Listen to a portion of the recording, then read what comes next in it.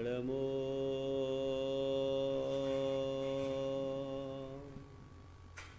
अरिहन्ताणं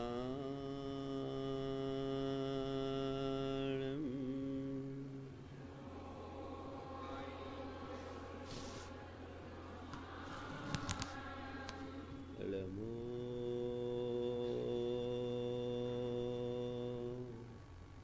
सिद्धाणं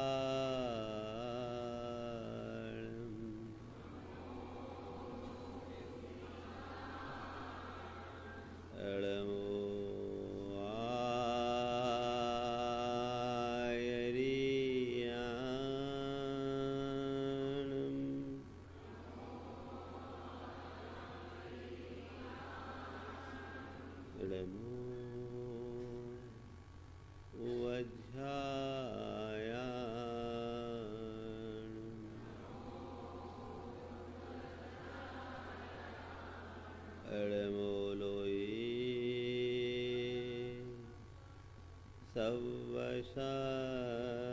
सवसाहुनम्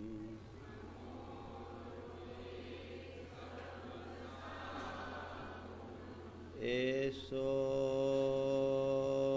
पञ्चीणमुयारो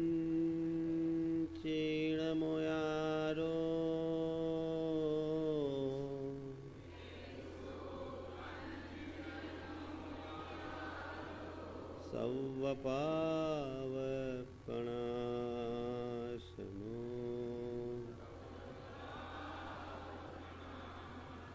मंगलाळं च सवेशिं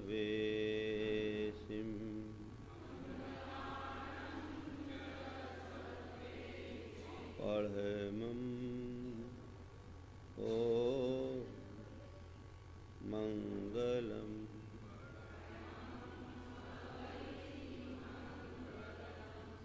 जय बोलो देवादिदेव खदराट श्री भगवान महावीर स्वामी की जय जय जय। अहिंसा परमो धर्म की जय जय जय। परम पूज आचार्य गुरुवर श्री विद्यासागर जी महाराज की जय जय जय। पूज्य मुनि श्री प्रमाण सागर जी महाराज की। पूज्य मुनि श्री विराट सागर जी महाराज की।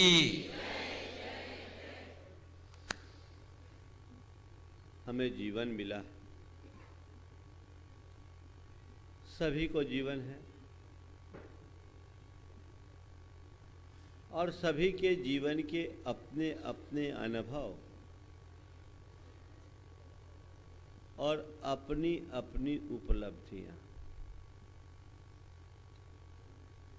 आपने कभी अपने जीवन के अनुभव और उपलब्धि के विषय में विचार किया?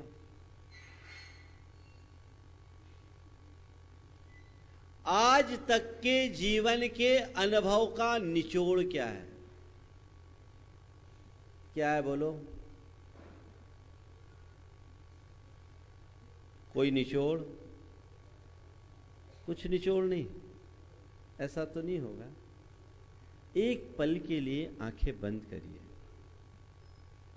और अपने जीवन के अब तक के जितने भी क्षण बीते हैं उन पर अपनी दृष्टि दौड़ाने का प्रयास कीजिए।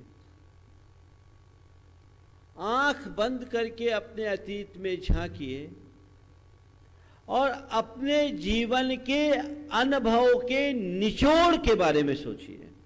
थोड़ा प्रैक्टिस कीजिए। मैं आज आपको एक अलग दिशा में ले जाना चाह रहा हूं। एक पल के लिए आंखें बंद करिए, क्योंकि मैं बोलूंगा आप सुनेंगे, इतने मात्र से काम नहीं होगा। मैं चाहता हूं जो मैं बोलूं वो आपके भीतर डोले।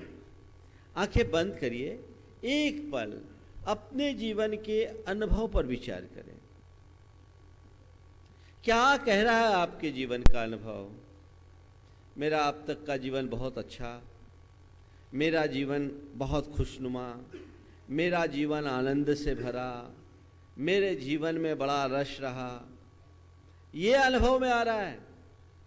या मेरे अब तक के जीवन में अतृप्ति, अशांति, आकुलता, आतुरता, दुख, द्वंद्व, दुविधा, क्या बोल रहा है अनुभव?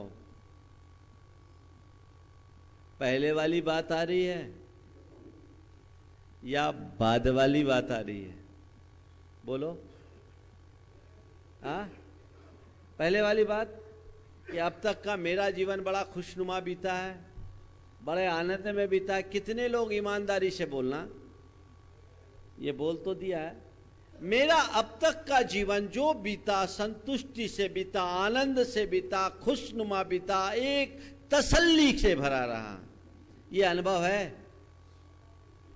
हाँ, या बाद वाला अनुभव है? बोला, दोनों मिक्स है। ज्यादा कौन सा है? हाँ, ईमानदारी से बोलना। अगर डूंगरपुर वाले लोगों के जीवन में अब तक आनंद भरा है तो फिर मुझे अब आनंद की बात करने की जरूरत ही नहीं है, फिर प्रवचन की कोई आवश्यकता नहीं, क्योंकि यहाँ सब स्वस्थ हैं। अगर बीमारी नहीं है तो इलाज किसका करे? देखो, कोई भी चिकित्सक होता है, ट्रीटमेंट शुरू करता है तो अपने ट्रीटमेंट से पूर्व पेशेंट की हिस्ट्री को देखता है। एलोपैथी चिकित्सा में हिस्ट्री को सबसे पहले देखा जाता है। तो हम आपकी हिस्ट्री जानना चाह रहे हैं। आप कह रहे हैं हमारा जीवन बड़ा खुशनुमा आनंद भरा है और बड़ी तसल्ली से है, तो यहाँ काय को आए हो? स्वस्थ हो करके डॉक्टर के पास अपनी नब्ज पकड़ा रहे हो। महावीर, प्रवचन सुनने की जरूरत नहीं है तेरे को, फिर जरूरत ही नहीं है। जब आनंद से जी रहे हैं तो प्रवचन क्यों? खुशियां हमारे अंदर भरी है तो फिर उपदेश क्यों? बात समझ रहे हैं?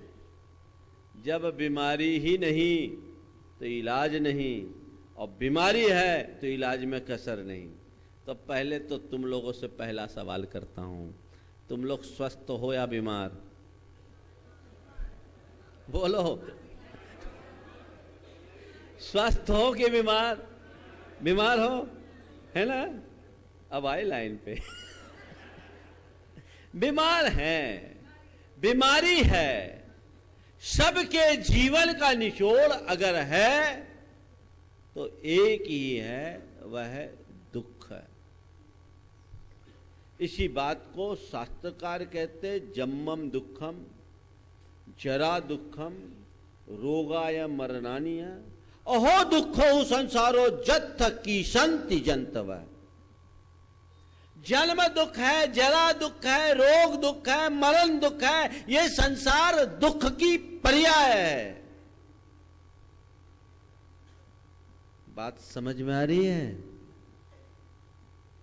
तुमने अपने अब तक के अतीत की तरफ दृष्टि थोड़ी देर के लिए दौड़ाई, कुछ लोग तो उसमें भी नहीं गए, लेकिन आपने अपने अतीत को थोड़ा सा निहारा तो क्या पाया? मेरे जीवन में दुख है, दुविधा है, द्वंद्व है, आकुलता है, अतृप्ति है, अशांति है। यही संसार है। कहने को कोई कितना भी क्यों न कहे, संसार में कोई भी दुख से मुक्त नहीं है। जीवन जी रहे, लेकिन जीवन कहीं ना कहीं किसी न किसी बात को लेकर दुखी होता है। ये बात अलग है कि आगे चलकर आदमी दुख को ही सुख मानना शुरू कर देता है, दुख को ही सुख मानना शुरू कर देता है। बोलो, भूख वेदना है या आरोग्य? हाँ, भूख वेदना है, लेकिन भूख की वेदना से आप इतने अभ्यस्त हो गए कि जब भूख लगना बंद हो जाती तो डॉक्टर के पास चले जाते हो। क्या हो गई? भूख नहीं लगे तो दूसरी वेदना शुरू होता है। ये अनुभव है ना? बस यही अनुभव संसार का है। दुख पूर्ण जीवन जीते जीते दुख भोगने के हम इतने आदी और अभ्यासी हो गए कि दुख को ही सुख मानने का भ्रम पाल बैठे। और जब भी हमें खुशी मिलती है, आपने बोला दोनों मिलते हैं, मान लिया, मैं आपसे सहमत हूं, खुशियां आप मनाते हो। खुशी कब मिलती है? मैं अपनी बात करूंगा, अभी भूमिका बना रहा हूं।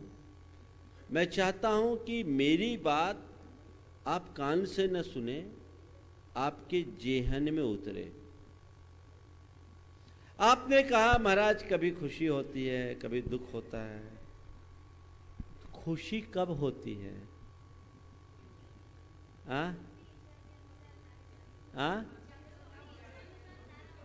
जब इच्छा अनुसार सारा होता है तो खुशी होती है। और दुख कब होता है?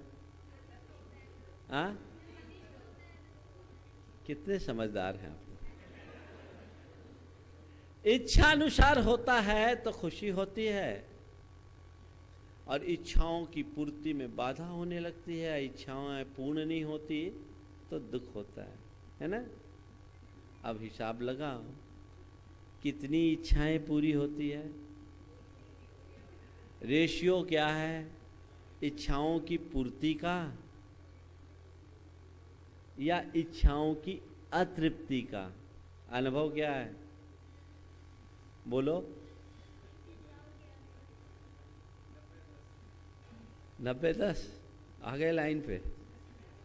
महाराज अनुभव बोलता है कि इच्छाओं की पूर्ति जन खुशी कम, और इच्छाओं की अतृप्ति जन आकुलता अधिक।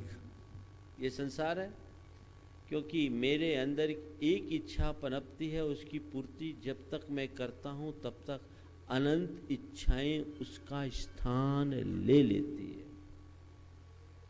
और इसी में मैं दुखी रहता हूं। ये एक पक्ष है। फिर मैं जब सुख महसूस करता हूं, अनुभव करता हूं, तो मुझे सुख हमेशा दूसरों में दिखता है। मैं अपने भीतर कभी सुख नहीं खोजता। मुझे सुख दिखाता है धन में, मुझे सुख अनुभव होता है वैभव में, मुझे सुख का अनुभव या एहसास होता है भोग में, मुझे सुख का एहसास होता है विलास में, मुझे सुख का अनुभव होता है मौज में, मस्ती में। ये जब धन वैभव भोग विलास मौज मस्ती के साधन सामग्री मेरे साथ जुड़ते हैं, तो मैं अपने आप को सुखी जैसा महसूस करता हूँ, और उनसे मैं सुख का अनुभव करता हूँ। और इसलिए मैंने सुख पाने के लिए इन्हें ही अपनी उपलब्धि मानने की दूसरी भूल शुरू कर दी। अनुभव तो आपने एक बता दिया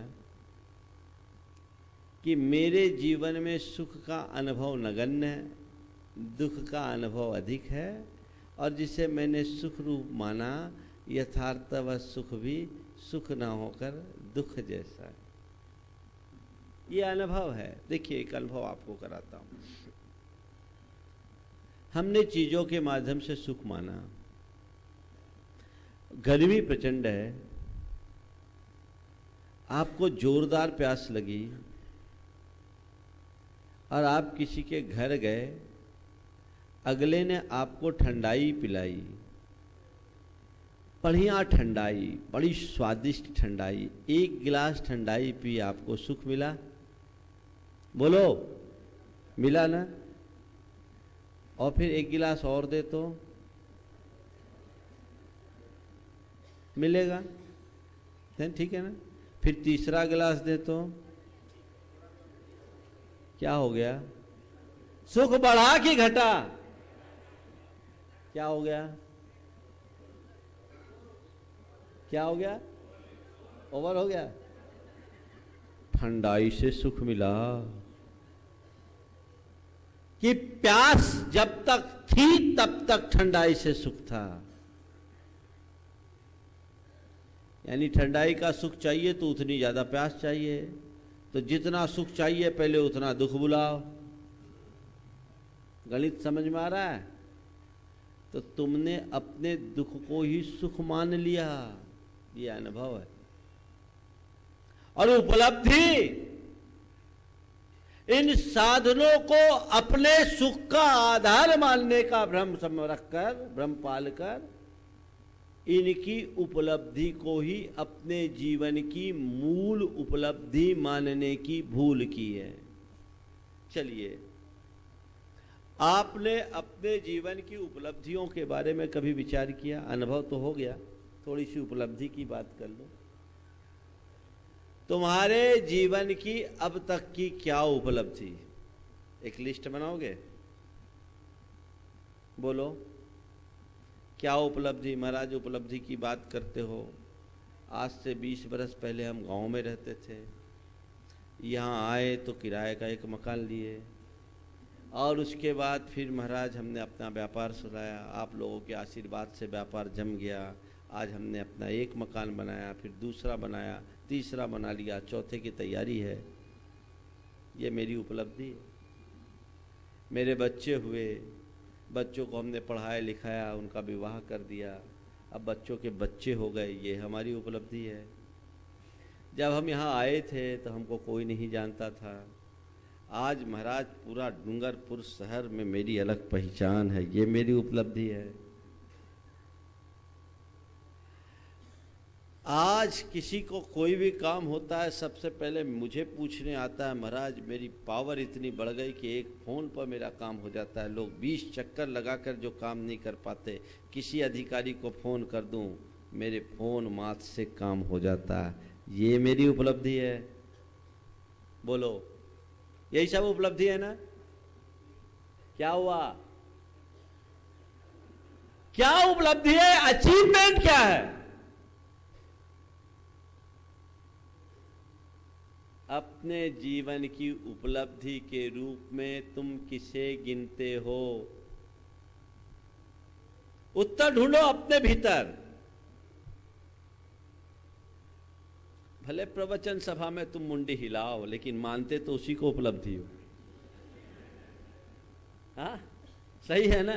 यही मेरी अचीवमेंट, यही मेरी उपलब्धि। इनमें से किसी को भी तुम दौलत पाओ, शोहरत पाओ, रसूख पाओ, रुतबा पाओ, आहा क्या बात है, ये मेरे जीवन की उपलब्धि है।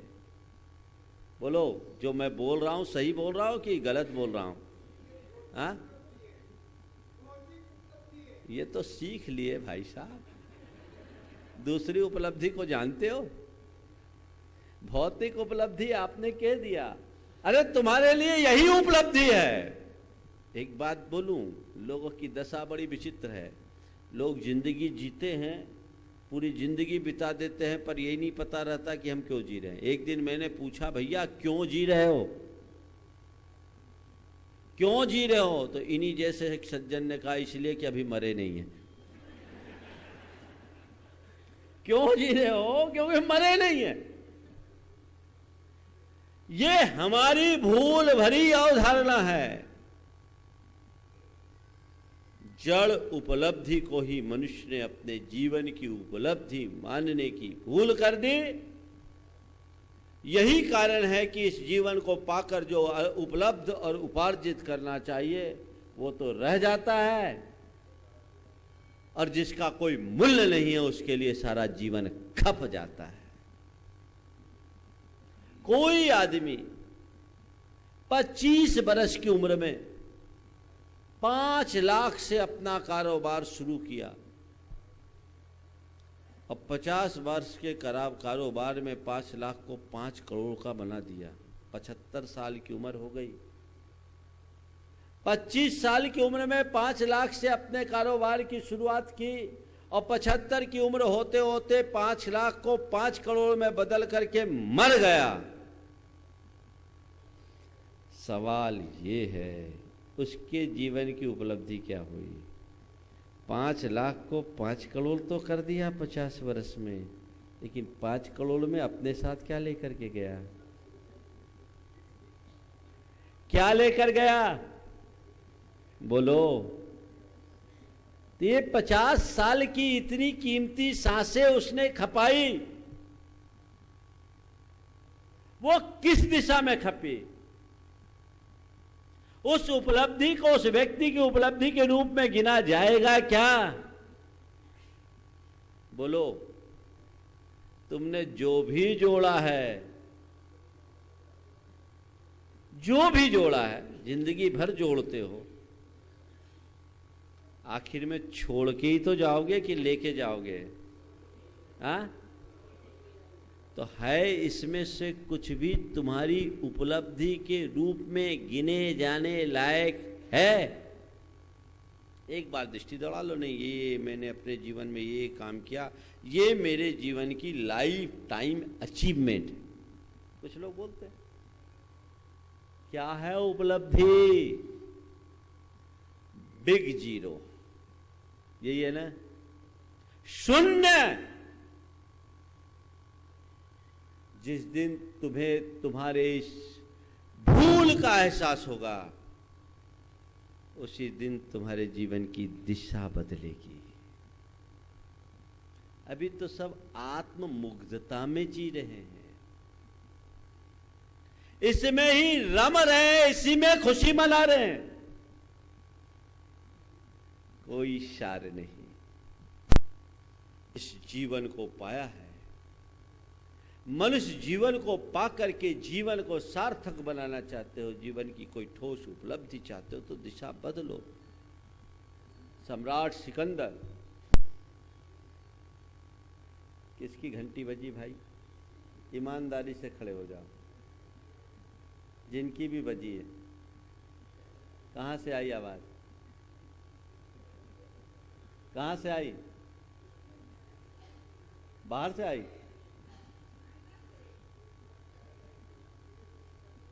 ध्यान रखो, आज पहला दिन है, 10 सेकेंड का गैप दे रहा हूं। जिसके जिसके भी मोबाइल वाइब्रेशन में नहीं है, बस साइलेंट मोड में कर लीजिए। घंटी नहीं बजनी चाहिए, धर्म सभा की एक मर्यादा होती है। देखो इतने सारे लोगों का ध्यान चला गया, और ये यहाँ उपस्थित जितने लोग हैं ये तो बहुत थोड़े से हैं, पूरे विश्व के लोग इस कार्यक्रम को सुन रहे हैं। तो आपको एक अनुशासित सभा का परिचय देना है, इस बात का ध्यान रखना। हाँ, माताएं तुम लोग ज़्यादा ध्यान रखो। हाँ, कई बार ये बूढ़ी बूढ़ी माताओं को साइलेंट करना भी नहीं आता, ये झमेला लेके काहे आती है।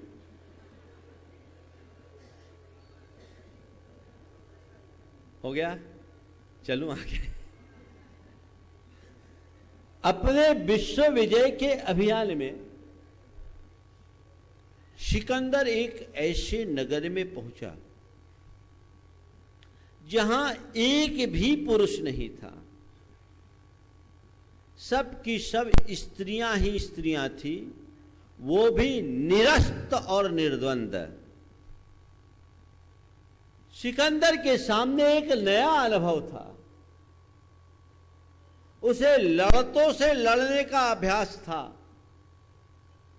पर अब उसके सामने कोई लड़ाकू योद्धा नहीं, निरस्त नारियां थी। सिकंदर कहे तो क्या कहे और करे तो क्या करे, कुछ न कहना और कुछ न करना सिकंदर के स्वभाव के विरुद्ध था। और सिकंदर ने उन स्त्रियों से कहा, मुझे भूख लग रही है, रोटियां लाओ। मुझे भूख लग रही है, रोटी लाओ। एक स्त्री गई और थोड़ी ही देर बाद एक सोने के थाल को लाल कपड़े से ढक करके सिकंदर के आगे कर दिया। जैसे ही सिकंदर ने उस कपड़े को उठाया, बहुत चक्कर रह गया। उसने देखा उस थाल में रोटियों की जगह सोने की मुहरें थी, सोने की मुहरें थी। सिकंदर तमतमा गया, ये कौन सा मजाक है? क्या ये मोहरें खाई जाती? मैंने तो रोटियां मंगाई थी। ये कैसा मजाक है? क्या ये मोहरें खाई जाती है? मैंने तो रोटियां मंगाई थी। उस स्त्री ने सिकंदर के ऊपर ऐसी मार्मिक और गहरी चोट की कि सिकंदर की दिशा बदल गई। उसने तत्क्षण कहा, महान सिकंदर, यह सच है कि रोटियां ही खाई जाती, मोहरें नहीं खाई जाती, पर मैं केवल इतना पूछती हूं, क्या तुम्हारे यूनान में रोटियों की कमी थी? क्या तुम्हारे यूनान में रोटियों की कमी थी जो हमारी रोटियां छीनने के लिए यहां आ गए? क्या तुम्हारे यूनान में रोटियों की कमी थी जो हमारी रोटियां छीनने के लिए आ गए? कहते इतना सुनते ही सिकंदर के हाथ से वो थाल गिर गई, नीचे गिर गई। सिकंदर को उस नगर में जो कुछ करना था सो किया। बाद में उस नगर में उसने एक शिलालेख अंकित कराया और उसमें लिखा कि सिकंदर अबोध था, इस नगर की नारियों ने उसे बोध दे दिया।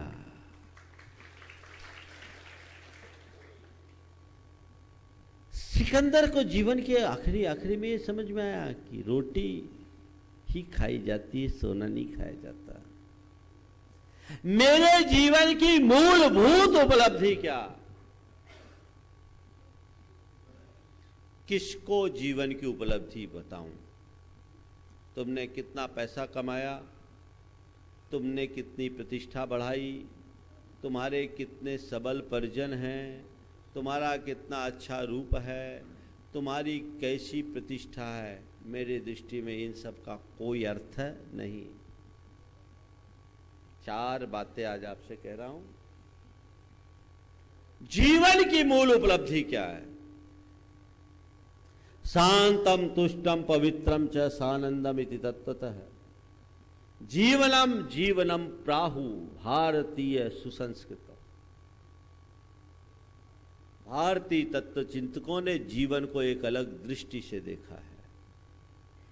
वे कहते हैं जीवन की अगर मूलभूत उपलब्धि कुछ है या जीवन को जीवन के रूप में देखना चाहते हो तो उसी मनुष्य का जीवन सच्चे अर्थों में जीवन है, जिसके अंदर शांति है, तुष्टि है, पवित्रता है, आनंद है। शांति, तुष्टि, पवित्रता और आनंद।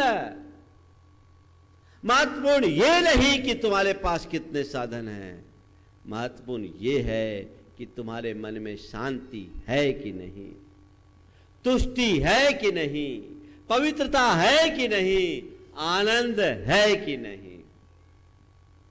बोलो, सारी दुनिया की दौलत एक तरफ और तुम्हारी शांति एक तरफ, तुम किसे चुनना पसंद करोगे?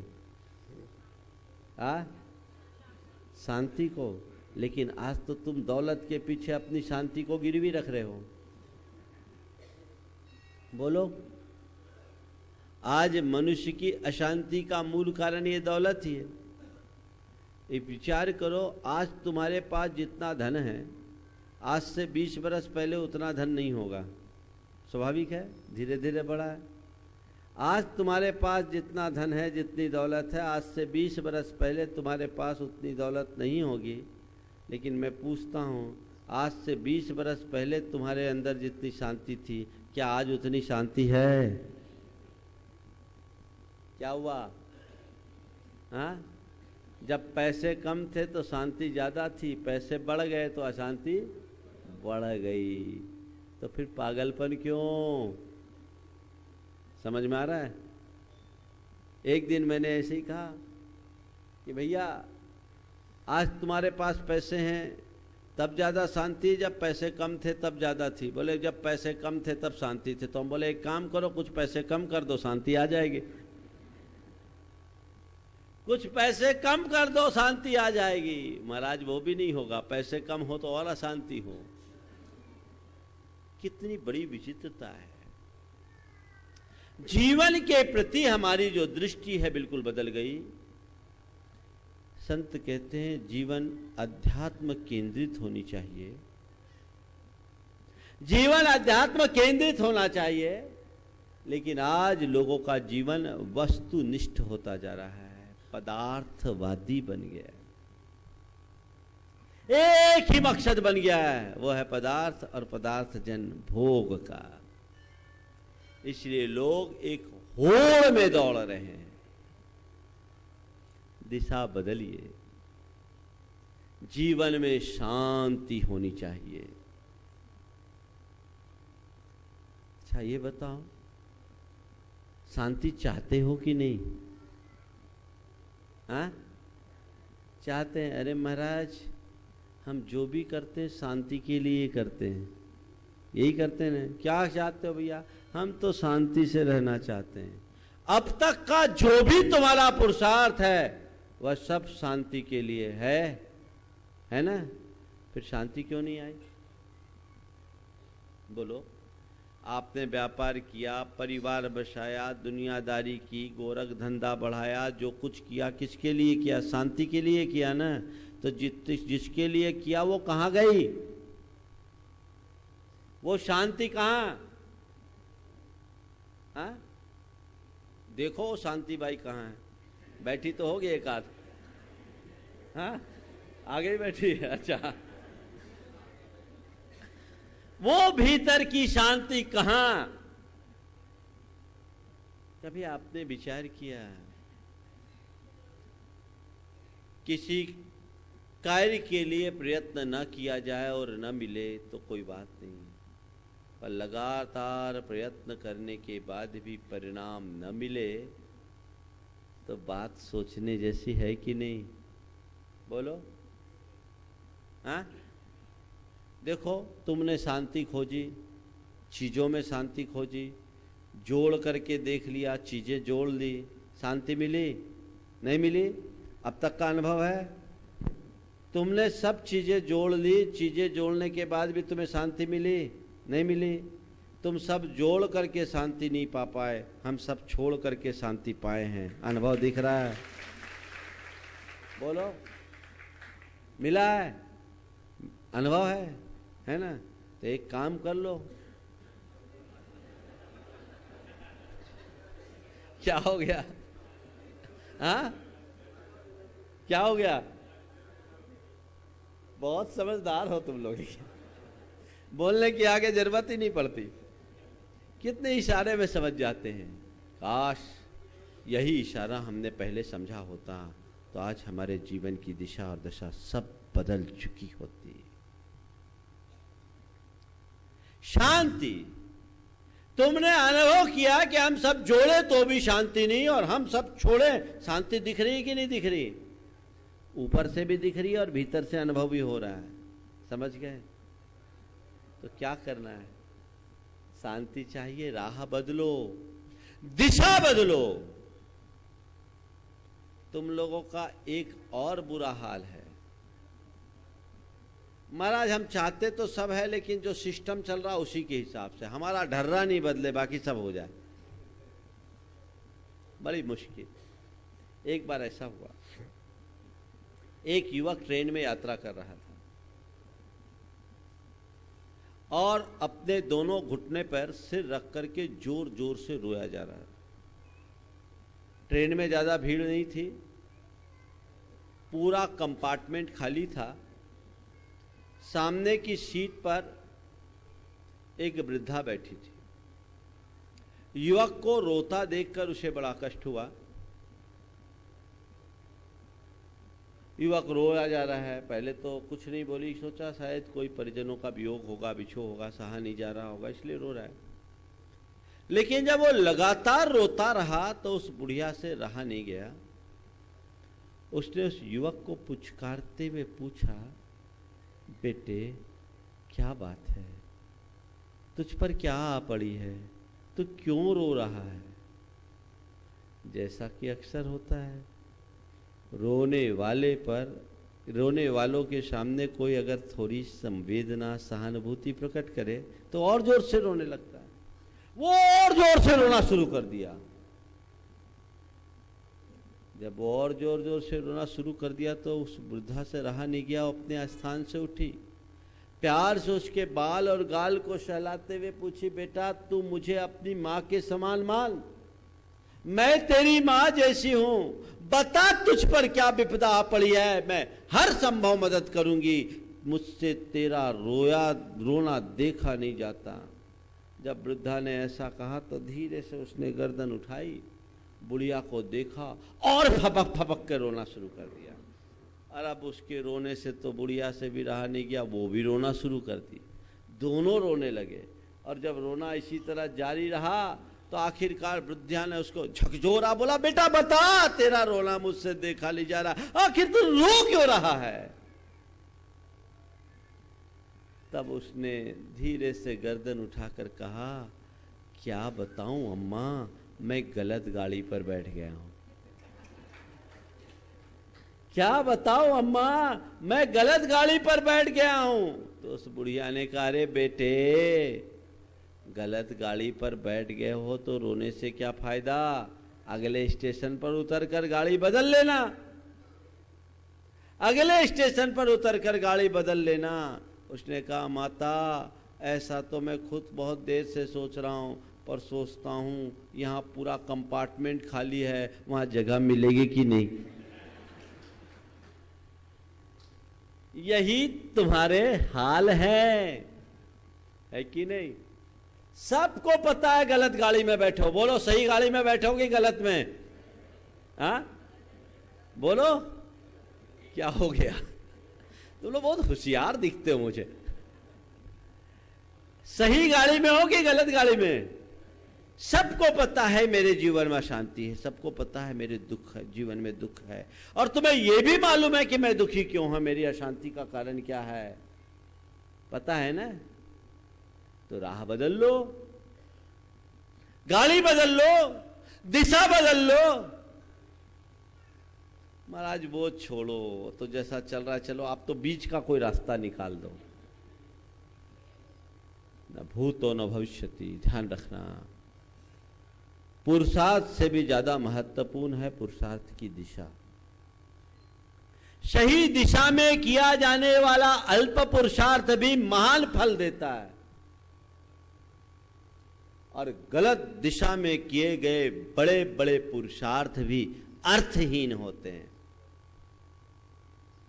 कहीं सघन अंधेरा हो और कोई आदमी लठ लेके उस अंधेरे को भगाना चाहे तो उसे हम क्या कहेंगे? बोलो, घना अंधेरा है और अंधेरे में लठ मारो, ए अंधेरा भागो भागो भागो, क्या होगा? उस व्यक्ति को क्या कहोगे? क्या बोलेंगे? बागल में बोलो भाई, ये बागल लग गया ना, अब तो मेवाड़ छूट गया। हाँ, क्या बोलेंगे जो आदमी अंधेरे में लठ मारेगा उसको? है गो, एक जन बोलो, थोड़ा सुन सको। अरे हिंद बागली बोल रहे भाई बा, तो मैं भी जाऊं। खाएगो, रांडो, रांडो तो दूसरे अर्थ में आता है, इस अर्थ में नहीं होगा। मूर्ख को क्या बोलते हैं बागड़ी में? रांडो। चलो, तो ऐसे व्यक्ति को मूर्ख नहीं, मूर्खों का सिरताज कहा जाएगा। अंधेरे में लठ मार रहे, सारी जिंदगी बिता दो अंधेरे में लठ मारने से अंधेरा नहीं भागेगा। अंधेरे को दूर करने का क्या उपाय? नन्ही सी चिराग जगा दो, नन्ही सी चिराग जलाओ, एक पल में सदियों का अंधकार दूर भाग जाएगा। निष्कर्ष क्या निकला? चिराग जलाकर अंधेरे को भगाना सम्यक पुरुषार्थ है, और लठ मारकर अंधेरे को दूर करना गलत प्रयास है। ध्यान रखो, जीवन की दिशा में भी हमें यह ध्यान रखना है। सबसे पहले अपनी दिशा बदलिए, अपनी सोच को आध्यात्मिक बनाइए। अगर आपकी सोच बदलेगी, आपकी चिंतन की दिशा बदलेगी, तो थोड़े से प्रयास से भी सुखी हो जाओगे। और जब तक तुम्हारी भोगवादी मानसिकता होगी, पदार्थवादी सोच होगी, तब तक तुम पदार्थों का अंबार भी क्यों न लगा लो, दुखी ही बने रहोगे। पदार्थ से सुख और शांति की कामना करना, अंधेरे को लठ मारकर भगाने का मूल प्रयास करना है, और आध्यात्मिक जगत में पदार्पण करना, चिराग जलाकर सदियों के अंधकार को दूर करने का सत्पुरुषार्थ करना है। चिराग जलाओ, अंधेरा भगाओ, जीवन की अवधारणा बदलो, जिससे सच्चे सुख का रस ले सको, अपने जीवन का आनंद ले सको। शांति हमारे जीवन का पहला लक्ष्य है। दूसरा साध्य है संतोष, तुष्टि। हमारे भीतर रहनी चाहिए। तीसरी बात है पवित्रता, जो हमारे जीवन का मूल साध्य होना चाहिए। और चौथी बात है आनंद। जीवन आनंद से सराबोर रहे। आने वाले दिनों में मैं इन्हीं 4 बातों का विस्तार करूंगा। रोज 4 बातें ही सुनाऊंगा। ऐसे आपको 4 बातें किसी की नहीं सुहाती होगी। सुहाती है क्या? घर वाली 4 बातें तो रोज सुनाती होगी। सुनाती कि नहीं सुनाती? हाँ महाराज सुनाती है, झेलना पड़ता है, सुहाती तो नहीं है।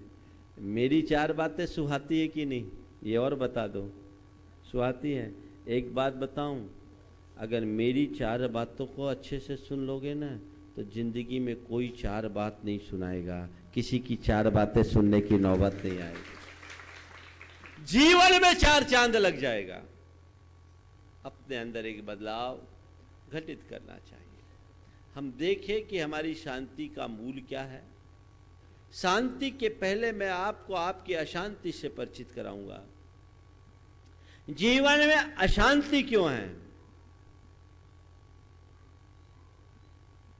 और उनके कारणों को हम समझकर अपने जीवन में स्थिरता लाने का प्रयास करेंगे, पुरुषार्थ करेंगे, जिससे हम अशांति से अपने आप को मुक्त कर सके। बंधुओं, हमारे जीवन की जो भी समस्याएं हैं वो भौतिक कम, आधी भौतिक या आध्यात्मिक अधिक है। बाहर की समस्याएं अधिक नहीं है, भीतर की समस्याएं ही असल समस्या है। और जहां समस्या है समाधान भी हमें वहीं और सिर्फ वहीं खोजना होगा।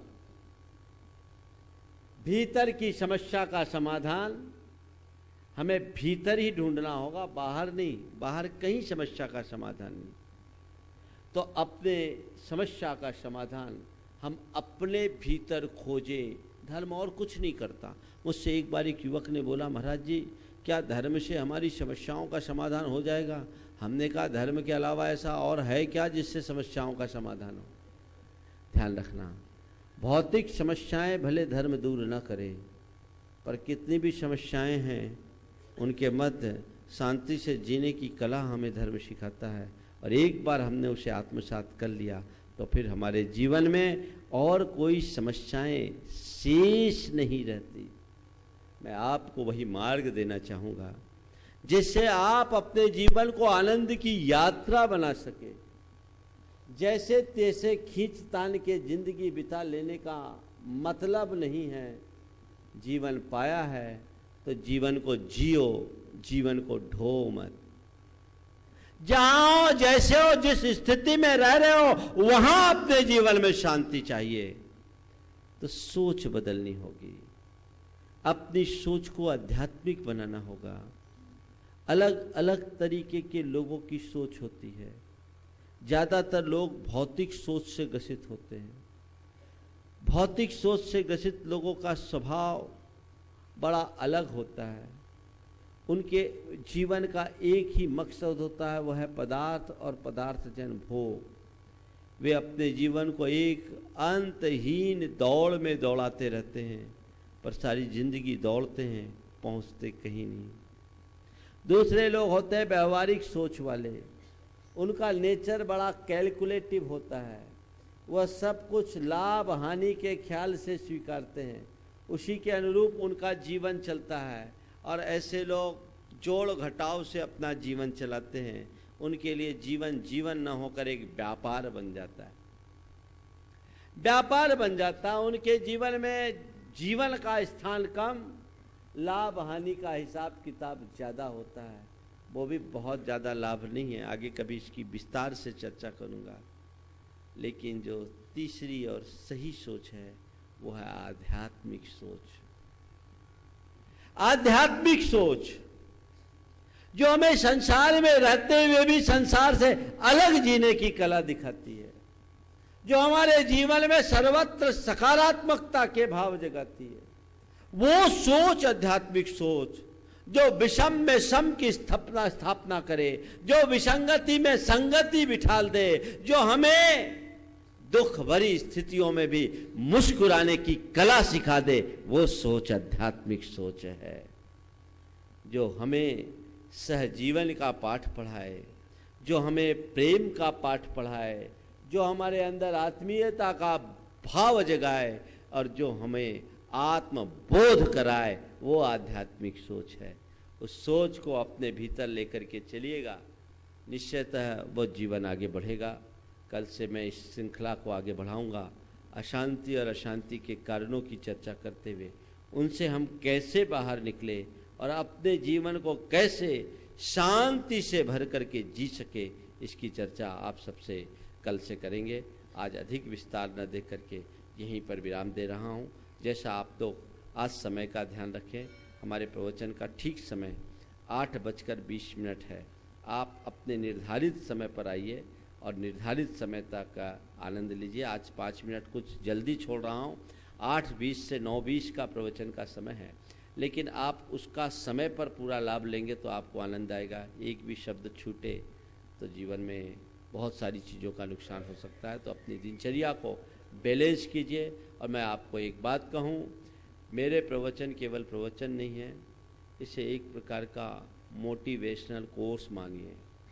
ऐसा मोटिवेशन जिसकी आज आपको आवश्यकता है, जिससे आप अपने लाइफ का ठीक मैनेजमेंट सीख सके। बाकी दुनिया को मैनेज करने की कला में तो आप माहिर हैं, जीवन को बैलेंस करना सीखिए, जिसकी आज सबसे ज़्यादा आवश्यकता है, जिनके कारण मनुष्य के जीवन में अशांति है, दुख है, संबंधों में बिखराव है, टकराव है, जीवन में दुराव है, दुविधा है। इन सब का समापन और अंत करना चाहते हैं तो हमें अपने जीवन के प्रति जागरूक होना पड़ेगा, और हम ऐसी जागरूकता को आत्मसात करेंगे तभी अपने जीवन को सफल बना सकेंगे। यहीं पर विराम। बोलिए परम पूज्य आचार्य गुरुवर श्री विद्यासागर जी महाराज की जय जय जय। पूज्य मुनि श्री प्रमाण सागर जी महाराज की, पूज्य मुनि श्री विराट सागर जी महाराज की।